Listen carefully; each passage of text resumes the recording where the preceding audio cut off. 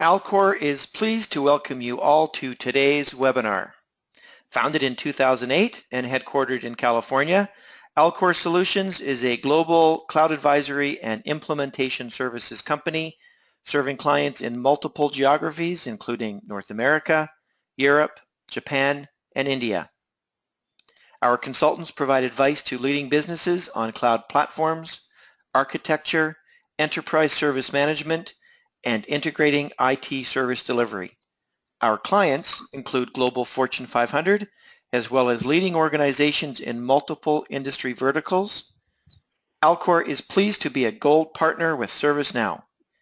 We also partner with Microsoft, Bomgar, Salesforce, FireEye, Dynatrace, Big Panda, and Nuvolo. Our ongoing webinar series is designed to inform, enlighten, and start discussions within your own organizations. If you require any additional information after listening to today's webinar, please reach out to us through our website, www.alcortech.com. Today's webinar is also on social media. You can follow, comment, and get regular updates for today's webinar with the hashtag Alcor Webinar. That's hashtag or number sign ALCOR WEBINAR. We have time reserved at the end of the webinar for Q&A, so please feel free to type any questions into the questions section. Today's webinar topic is Tips and Tricks for Upgrading ServiceNow, presented by Michelle Murtha. Michelle is a senior solution consultant with Alcor Solutions and has over 20 years of experience in IT operations, process design, project leadership, and cloud architecture. She has extensive experience on multiple platforms, including PeopleSoft, Remedy, and ServiceNow. I will now turn the webinar over to Michelle. Thanks, Jeff. So, as Jeff mentioned, we're going to be talking about upgrade tips and tricks today. And before we get into our content, just a quick slide about Alcor. We are located all across North America in multiple cities, as well as we have a development center in India. We have been around for 9 years now, and as we mentioned, we are now a ServiceNow Gold partner. We are a full service partner in that we work on all elements of the ServiceNow platform, including integrations. We also have a number of other partners that we work with to augment and complement the ServiceNow platform. And those are shown there on the right. So companies such as Big Panda, Bomgar, FireEye, etc. Getting into the content for today, we are going to talk briefly about upgrade schedules and why it's important to stay on top of that, as well as take a deeper look at the upgrade cycle. And then finally, near the end, we'll talk about when you might want to consider getting professional assistance for an upgrade. So regular upgrades are important. If you have been on the ServiceNow platform for a while, you are aware that ServiceNow releases roughly 2 upgrades or 2 versions per year. They're alphabetical, again, as you probably know.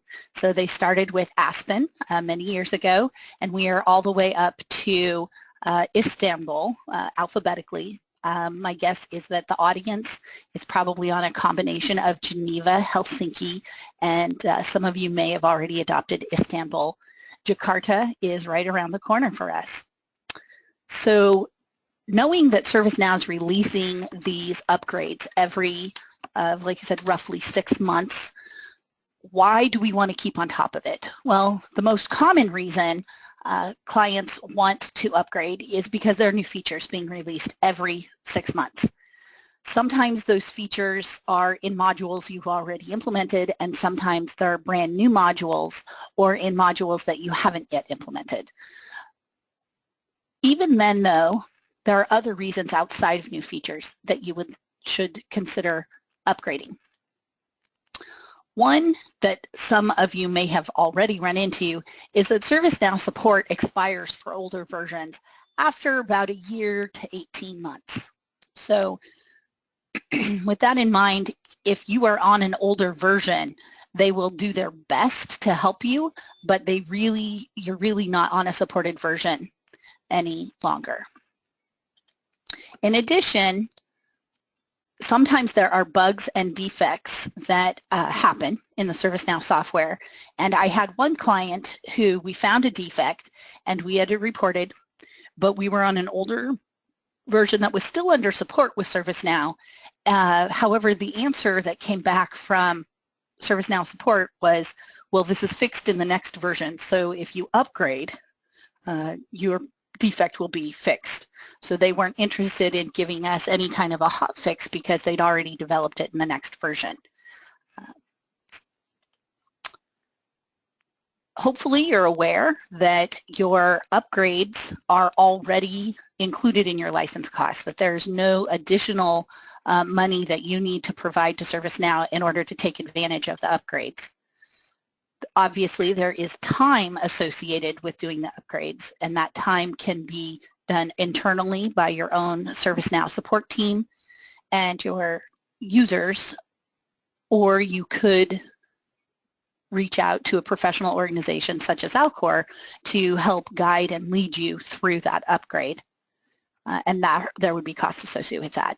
But from ServiceNow's perspective, there's no additional cost to simply go through the upgrade. The last thing I will recommend is that you upgrade at least once per year. The reason for this is all of the above that we've talked about, but one of the things that going through the upgrade forces you to do is take a good look at the health of your instance.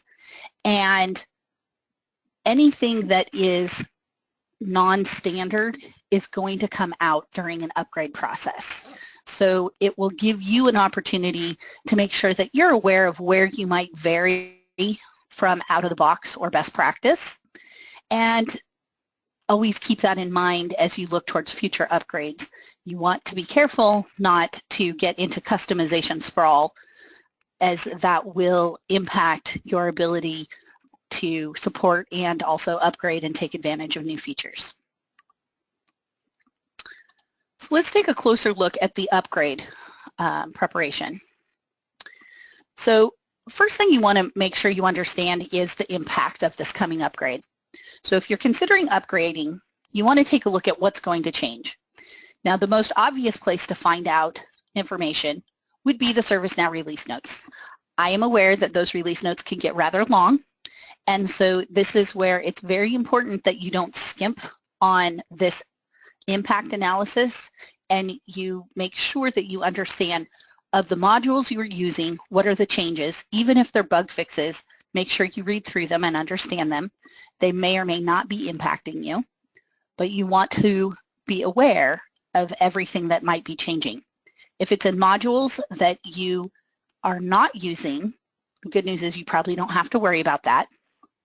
And obviously, if it's new functionality, there's a decision that your team needs to make in terms of, are we going to roll out this new functionality as part of the upgrade, or are we going to wait until a later date? The second place to find out what's the impact going to be is related to your own environment.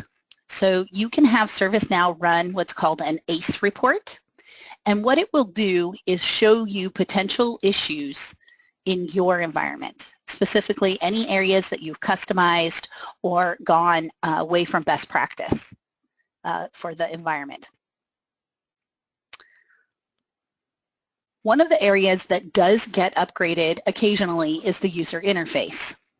This is the most visual impact to your users. So if there are significant interface changes as part of the upgrade, you're going to want to consider, are we going to need to retrain them? Fortunately, ServiceNow typically enables you to stay on the old UI after going through an upgrade. So you can choose to roll out the interface maybe at a later time and still use the old interface that they're familiar with after upgrade. And finally, you want to consider, are there any areas that you have customized that are now part of core functionality? And if so, are you going to back those customizations out to replace it with the core functionality as part of the upgrade? So these are just some of the areas that you're going to want to make sure you understand before moving forward. The next one is around the timing. When is the right time to do this? So as you know, when a version comes out, such as Istanbul, usually within a couple of weeks to a month, Istanbul Pack 1 comes out. And that's usually to fix any defects that have come up since they rolled out the version. And then usually within another couple of weeks or months, there's another Service Pack 2. I have many clients who have decided that they are not going to upgrade until at least Service Pack 2 because they want to make sure that any of those significant defects that are customer facing are identified and resolved before they adopt a new version. Fortunately, that's not a long wait. There are many groups who adopt the newest version as soon as it comes out for lots of different reasons. Maybe they're a new customer. Maybe they are a customer who wants to take advantage of the new functionality as soon as possible. So you can feel very confident after a few months that the upgrade package is really ready for prime time. You also want to take a look at what you're doing in your ServiceNow environment today. Ideally, you will have implemented all new future functionality that you were working on, and you will have paused any future development work so that you have a window of opportunity where you can focus on just the upgrade.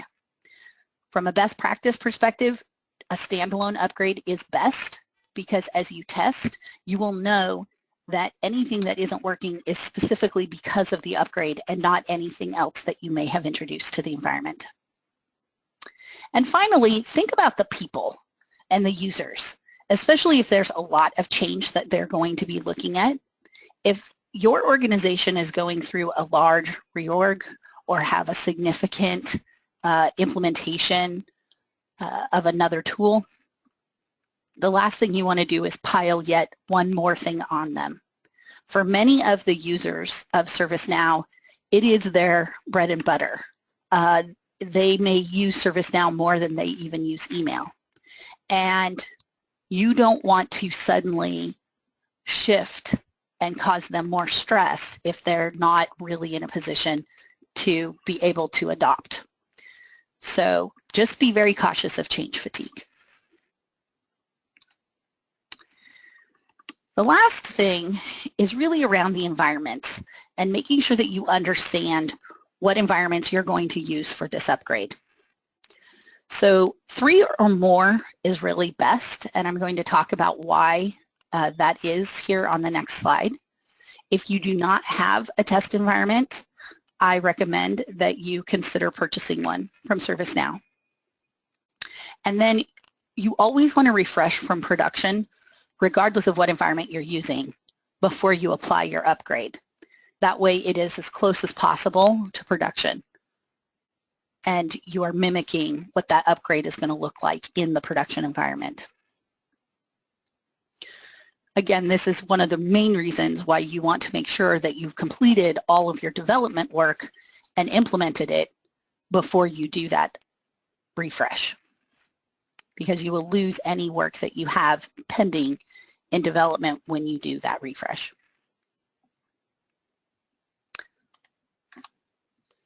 When we take a look at executing the upgrade, the actual steps of upgrading, we're going to do it in chronological order here.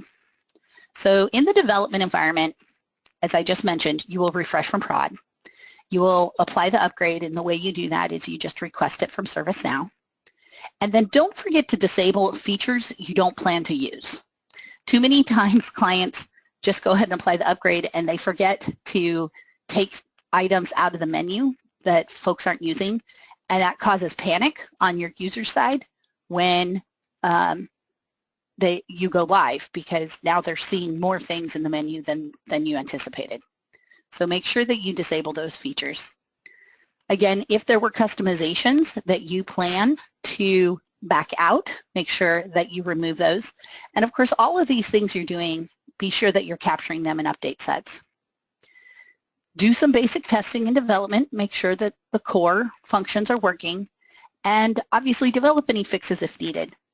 I haven't seen an upgrade break a ton of stuff in an environment before, but I have seen it cause small issues with little features that you may not have anticipated. For example, a client UI action all of a sudden stops working the way you anticipated. Why? I'm not really sure, but you just want to tweak it and make sure that it's still working. Then you move into the test environment. And again, you will refresh from prod, you're going to apply the upgrade and the update sets, and then this is where you really want to do thorough testing. Now, obviously, you're going to repeat this as often as you need to. So if the first time you refresh and you apply upgrade and update sets and things are all messed up, I would recommend that you stop, don't go into testing, and get a new refresh from prod, figure out what was happening. Sometimes data elements that you set in your dev environment to support the upgrade don't migrate over through an update set, or you missed putting something in an update set. So make sure that you have a very good, clean environment that's been upgraded with your update sets before you start that thorough testing. The thorough testing, I recommend getting actual users involved because, as I said, this is their bread and butter. They may use features inside ServiceNow that you're unaware is critical to them. For example, I had a group that was using a feature that allowed them to split the screen. And when we upgraded, we weren't aware of that, so we didn't test it. Unfortunately, we found out later that that was a key feature for them, and we actually degraded their experience by doing that upgrade without a fix for it. So again, be sure that your actual users do get involved in that testing because they will find things that you as a development team will not.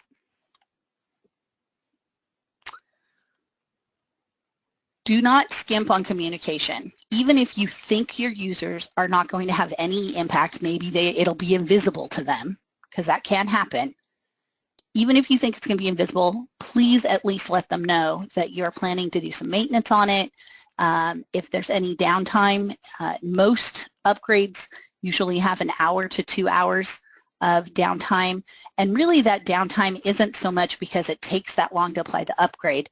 The upgrade could be done in 10 minutes, and then you have to apply the update sets. But really that's giving you the time afterwards to make sure everything is good to go before you open it back up for all users. Obviously, if you need to do training because there's significant changes, this is when you're going to want to complete that training. And of course, I'm sure as IT organizations, you are all following your change control processes, and so you will want to make sure that you're following that for your upgrade. And finally, when you move to production, request a backup first. Some people align their upgrade plan so that it follows the regular backup, so you don't have to have a special one, but you can request a special backup to be taken. And the reason you want to do that is once you apply the upgrade, if anything goes wrong, you can't just simply back that upgrade out. Most of the time you will need to restore from a previous backup. And so you want to minimize any data loss by getting that backup done before that upgrade is applied. Obviously, after the upgrade hits, then you apply your update sets and you want to verify before communicating to everyone the environment's open again. So you may be asking yourself, what happens if I don't have a test environment? Well, I'm going to tell you right now, it's a highly recommended best practice that you have this test environment. If you are unaware of what it's going to cost you, please reach out to your ServiceNow sales rep.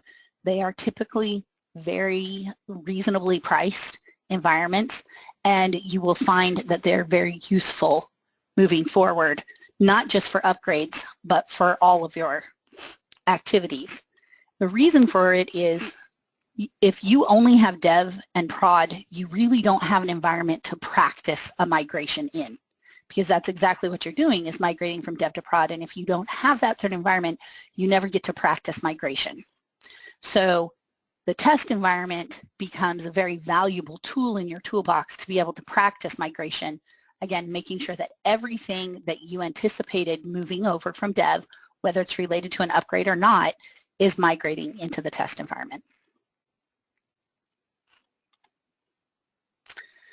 Now, most teams would say, great, we're upgraded, we're live, we've told the users we're done. That's all I need to do, right? Well, technically, I suppose that's true, and that is where many clients stop. However, we do have some post-upgrade activities for you to consider. As we spoke earlier, you're going to want to upgrade 1 to 2 times a year.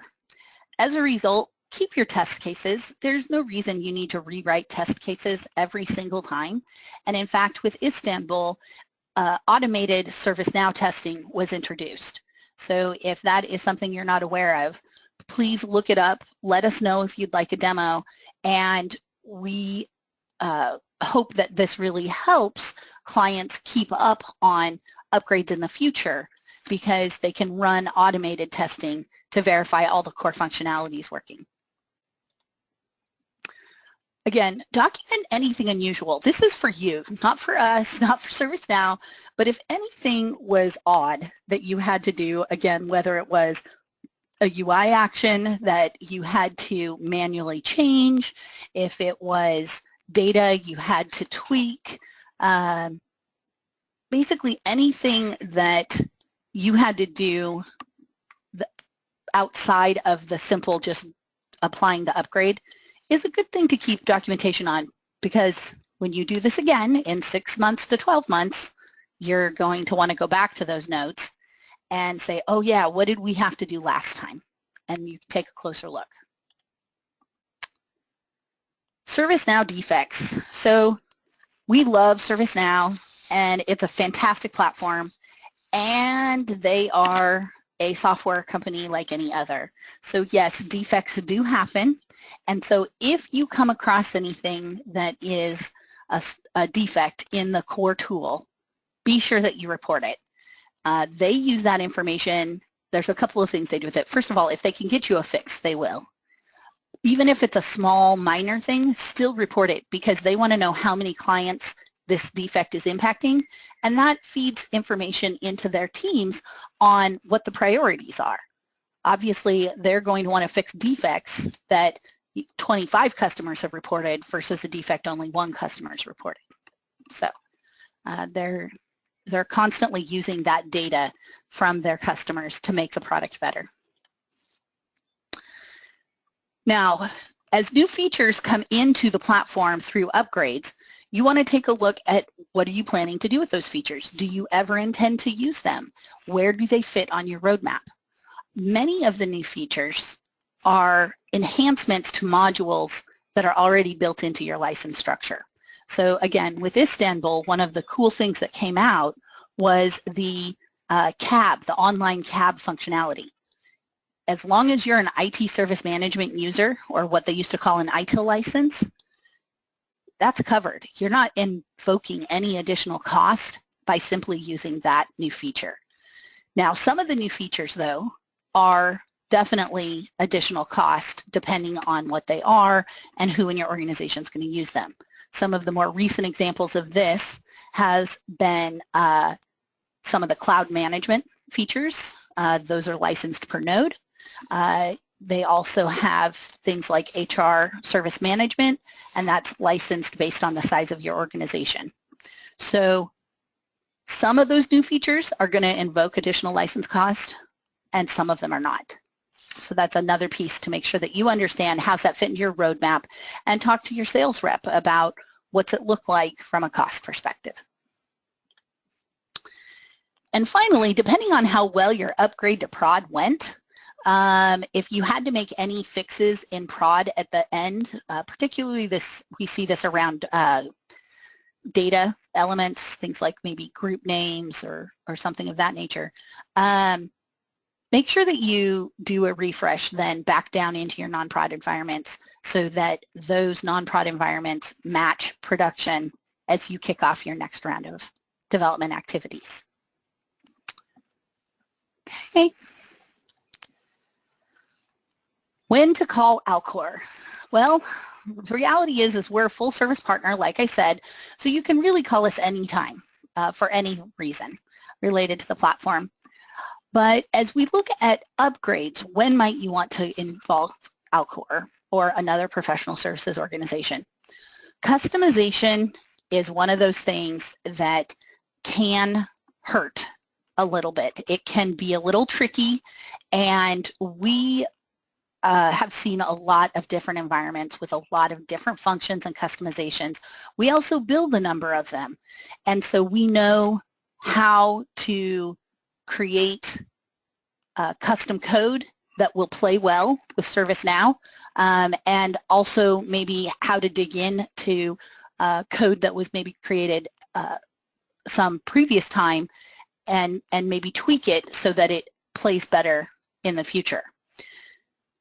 One of the things that Alcor does very well is we will sit shoulder to shoulder with your team members, and that can be virtual as well, shoulder to shoulder, but we can sit with your developers and sysadmins and basically coach and guide and teach you as we're helping, so that it's not just us coming in and just doing it, it's us setting you up to be more successful in the future. We also do full service if you don't have a sysadmin and you need someone to just maintain your environment. We do offer managed service providing, and we can work with you to figure out what's the right level of support for you. Staffing gaps happen, whether you just hadn't got around to getting enough staff, or someone suddenly left. Maybe you just feel like if this is your first upgrade and you don't have the bench strength to guide yourself through that first upgrade, again, give us a call. We're happy to help. We're happy to guide you. We can do everything from just some simple consulting to, like I said, doing it for you. Lots of flexibility in this space.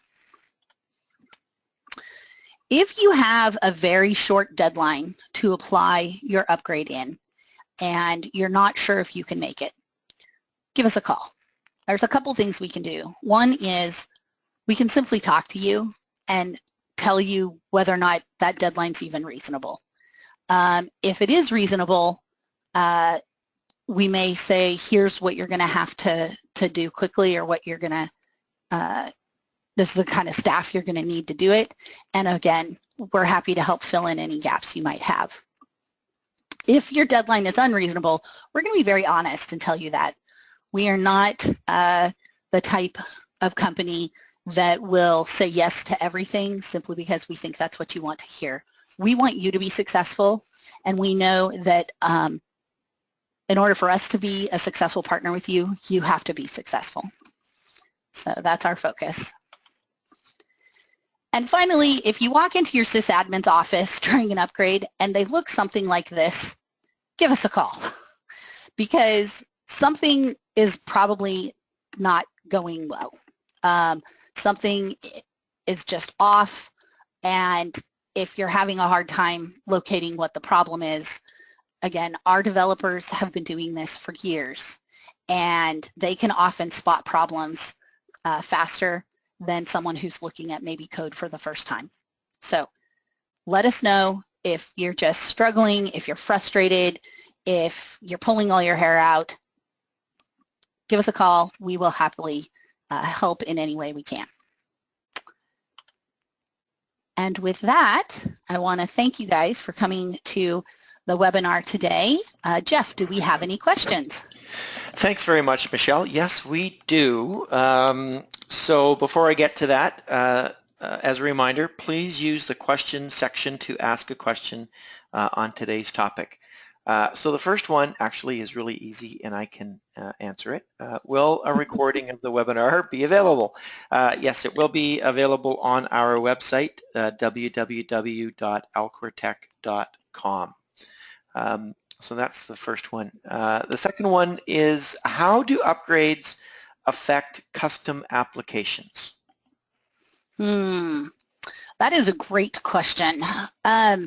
It kind of depends on how that custom application has been built. If the custom application is an extension of the task table, obviously any changes you've made to the task table need to go through the upgrade process. The task table, as you know, is a big core part of ServiceNow, and anything that you have extended off of that, you're going to want to thoroughly test.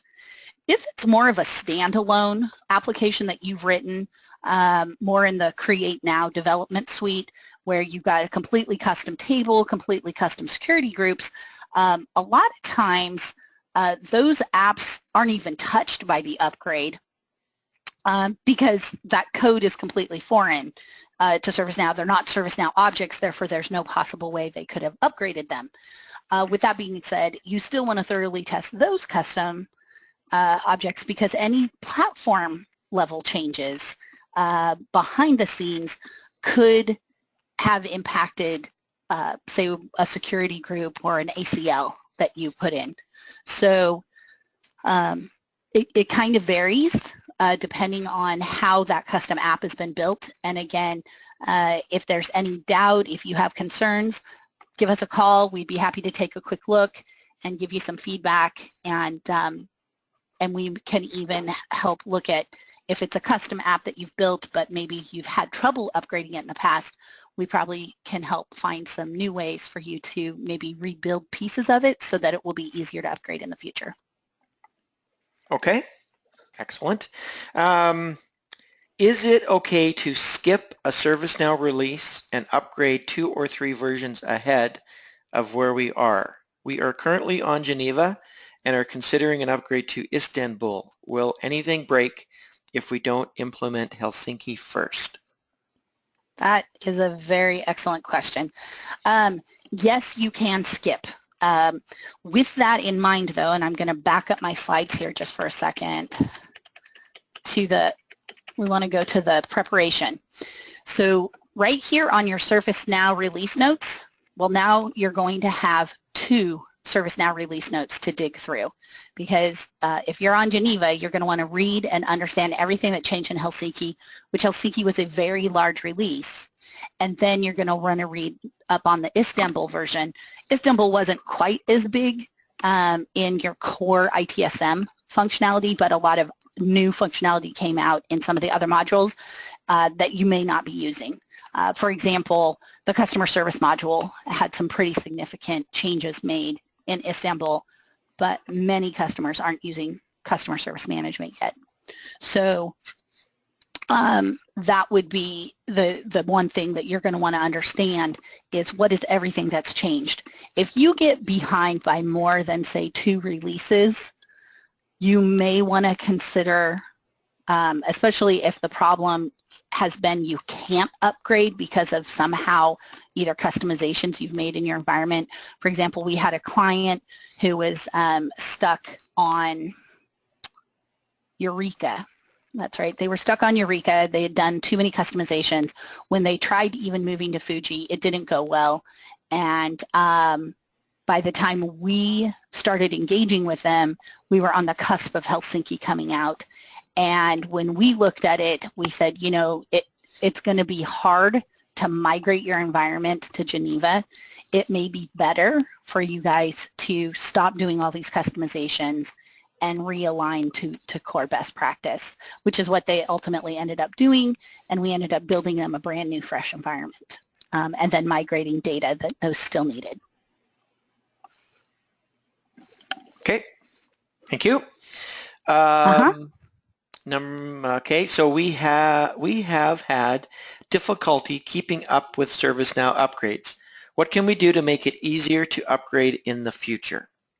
Sure. So I guess the answer to that might be we need to dig into the problem a little bit more. So if we've had trouble keeping up with upgrades, there's a few reasons why that can happen. One is lack of staff. And usually with lack of staff comes lack of prioritization, for example.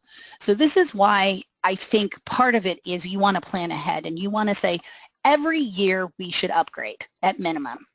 Okay, and if that's our plan, is to upgrade at least once a year, that needs to be built into the staffing plan for the organization that's responsible, or budget needs to be set aside to bring in a partner like Alcor to guide you guys through that or do that work.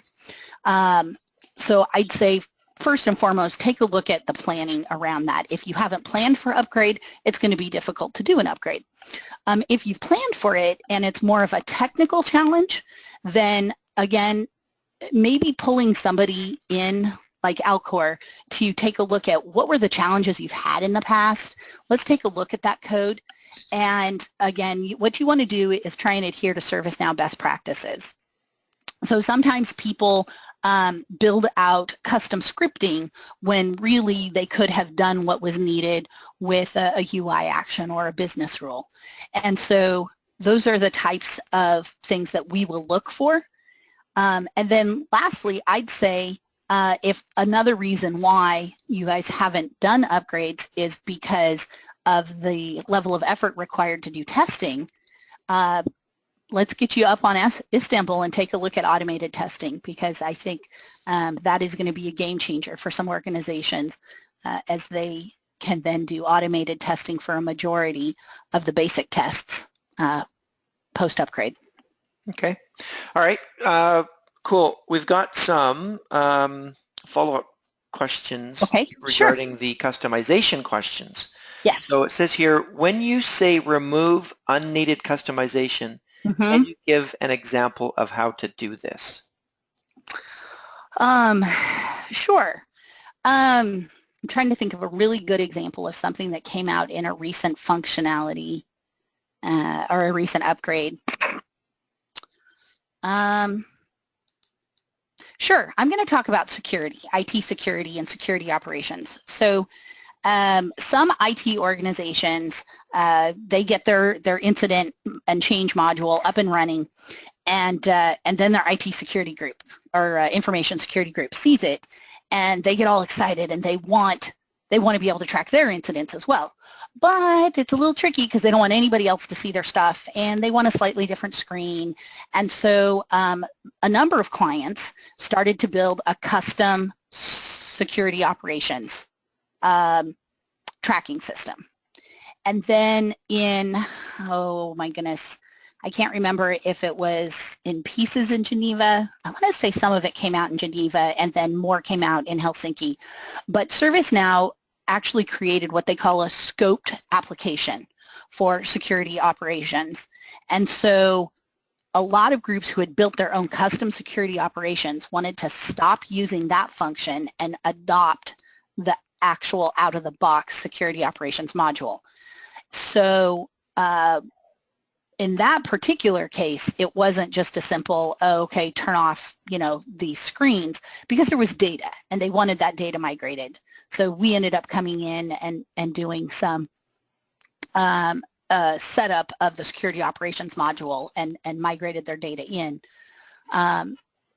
So that's probably more of a larger type of custom situation. A smaller one might be some sort of a security function, not like IT security, but maybe like a special feature that was written so that once you get past a certain point in the workflow, maybe certain fields get locked down. And on earlier versions, that wasn't necessarily an out-of-the-box thing. You had to script that out. So if that's now out of the box, what you'll want to do is actually create an update set that removes your custom script but of course you want to test out-of-the-box feature to make sure that it's obviously doing the right thing and replaces what you had customized in place. Okay, that makes sense.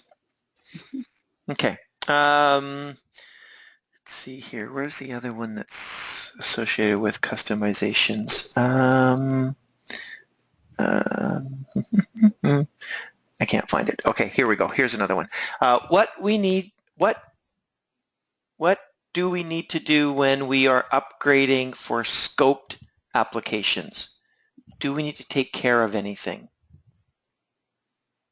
What do we need to do when we are upgrading for scoped applications? I'm assuming that means out of the box standard applications. I mean, if you're using, let's say, the HR service management and there's an upgrade, any part of that scoped application is also going to be upgraded as part of the upgrade package from ServiceNow. What I would recommend is that you don't forget about some of those other applications outside of the core service management and make sure that you're testing those as well. If you didn't customize in those modules, everything should migrate up just fine, upgrade. But if you did make significant changes to those, you're going to want to thoroughly test them as well. I don't know that I've addressed the question. I'm not sure I thoroughly caught the gist of the question. Okay. Well, so if that didn't answer the question, please please submit a follow-up. Yes, thank you. All right. So how do upgrades affect my portal or CMS? There were a lot of changes recently. Will I experience disruption or end user look feel experience? Also, can I continue to use my CMS rather than the Helsinki portal? Yes. Yes. So CMS is still supported. You absolutely can use it. So that's fine. I do have a number of clients who are trying to get away from CMS and move to the portal. One, because they like the user experience better, but two is because it's a lot easier to maintain. We used to get quite a few engagements for significant enhancements to CMS because, as you may know, building in that CMS environment isn't exactly intuitive. It's a little tricky, and you have to know what you're looking for and where to find things. And most customers have found that making changes to the service portal is way easier. So we aren't seeing nearly the amount of customized portal engagements as we used to see with CMS. But yes, you can continue to use CMS, and you just don't turn on your portal functionality in your production environment. Okay. So, and did I capture, was that the whole question? Oh, because then there was a question about, well, what about the portal? Will the portal upgrade? And your CMS. Yes, both of those will upgrade, but obviously any changes you have made, it should keep those the same, assuming you've been following best practice. So when I say assuming you've been following best practice, it's really that difference between if you have a business rule that comes out of the box and you want to change that business rule. Best practice isn't that you change the out of the box business rule. Best practice is that you duplicate it, turn off the business rule that's out of the box, and turn on the changed business rule. So that's just a very simple example of best practice, because what that ensures is that even if they change the out-of-the-box business rule, it's only going to affect the one that's disabled and not the one that you're using.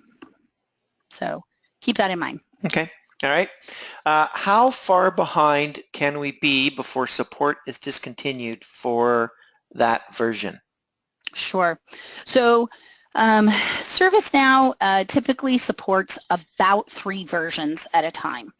So for example, right now they have Istanbul, Helsinki, and Geneva are all supported.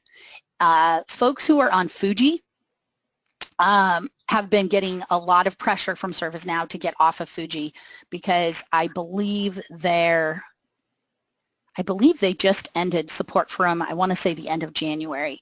So that's something that you would need to check the support portal for your own version to find out when they're getting ready to turn it off. Now, like I said, Jakarta's around the corner. So my clients that are on Geneva are already starting to think about how are we going to get off of Geneva and what are we going to move up to, because they know that the note is coming soon, if it hasn't already come out, that says Geneva version is going to be end of life. So usually you have, like I said, it's about a year. If we take the example of every 6 months, which it's roughly about every 6 months of versions coming out, and if you skip every other one, so for example, if you're on Geneva now and Istanbul recently came out, you plan to move to Istanbul, you're going to be good for about another year before they're going to be looking at a year to 18 months before they're going to be looking at pushing you off of Istanbul. Okay. Okay. What do we need to do when we have changed UI pages that gives issues when we upgrade? Changed UI pages. Like, well, there's UI actions and then there's the pages themselves. I'm not sure I've personally seen custom UI pages. Typically we have the out-of-the-box pages, and then we modify those, like we hide certain fields and add other fields, and those upgrade very well. If you've got custom UI pages, particularly say in the CMS environment or the portal, again, I think this is why they were trying to get people to go to portals, because it's a lot easier going forward. Mm-hmm. In that case, I guess we would probably need to do a little bit more deeper dive to say what is it about that UI page that's having problems when you've applied the upgrade in the past and it hasn't gone well. What does hasn't gone well look like? Is it that it's missing fields? Is it that it just wipes it out completely and you have to recreate it? What's happening? Mm-hmm. Yeah, okay. Okay, and last question. We are new to ServiceNow and have yet to go through our first upgrade. Would you recommend having a consultant help us with our first upgrade? If so, why? Sure, that's a great question too. And I would say it wouldn't hurt to have a consultant have that conversation with the consultant and see what they can do for you. There's a number of factors that play into whether or not you need a consultant, particularly for your first upgrade. One would be how much have you rolled out? If all you've rolled out is, say, incident, problem, and change, you're probably in a really safe position. If you've implemented the multiple modules and this is your first upgrade experience, you might be feeling overwhelmed with all the things that need to be tested and looked at, and that's where we can kind of help guide you and steer you. The second piece would be the expertise of the staff you have to work on ServiceNow. A lot of new ServiceNow clients have taken folks from their team and sent them to training, which is great. I mean, ServiceNow training is fantastic. However, those folks don't have a lot of experience, obviously, on ServiceNow environments. Now, if you went and actually hired a ServiceNow administrator who had been administrating ServiceNow for 3 years, you may feel like you're in a lot better position, because even though your organization hasn't gone through an upgrade, that particular staff member probably has. So again, it kind of depends on the scope and the experience of your staff. But if there's any doubt in your mind, please call us and I'll tell you why. We want it to be a positive experience for both you as owners of that system, but also for your users. And not every engagement has to be in the tens of thousands of dollars, okay? So it could be that all you need is maybe 10 hours of time to be a support person and help do some scoping with you. We're absolutely happy to do that. We do time and materials contracts as well. And as I mentioned earlier, we do managed service contracts. So if you just want to have someone on hand as an escalation point at any given time, we're absolutely willing to help. The other thing I would say is it kind of depends on how much time you have to spend on this. If you're not in a hurry to upgrade and you have a separate test environment versus your development environment, and you're willing to take your test environment kind of out of the pipeline just to play with the upgrade, feel free to do that. But if you're trying to get it done on a timeline and you want to make sure everything goes well start to finish, that's when I think consultants can really assist, particularly for the first time through, because then you'll be organized for future upgrades. Makes total sense.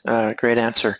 One more came in while you were giving that response. How do integrations, how are integrations affected during an upgrade? Integrations, we love them and we love to hate them. So integrations, the API, the REST API that you're using in ServiceNow usually upgrades without a problem for the most part. It's a lot of times it's the trickier things behind the scenes that can wreak havoc with your integrations. So my best advice is to test and test thoroughly. So any environment that you are integrated to, hopefully they also have a non-prod environment so that you can thoroughly test that integration in the test environment. The types of things that I have seen really hurt in upgrades for integrations in the past are around maybe security roles or business rules. So for example, maybe record integrity, referential integrity hadn't been in place between these two tables in the past, and now all of a sudden there is. And so when integration tries to update that field, it freaks out because it can't find the matching record, and now nothing will update through integration, for example. So basically proceed with caution. Obviously integrations are one of the biggest value adds that you can do with the ServiceNow platform, but they do come with an overhead cost when you're doing things such as upgrades. Okay, excellent, makes sense. All right, that is it for questions. Lots of great feedback from the group today. So yeah, excellent, excellent. Thanks very much, Michelle. And thank you everyone for attending. The recording of today's webinar will be available on our website, www.alcortech.com, and on our social networking sites. Thanks everyone for joining. See you at the next webinar. Bye everybody.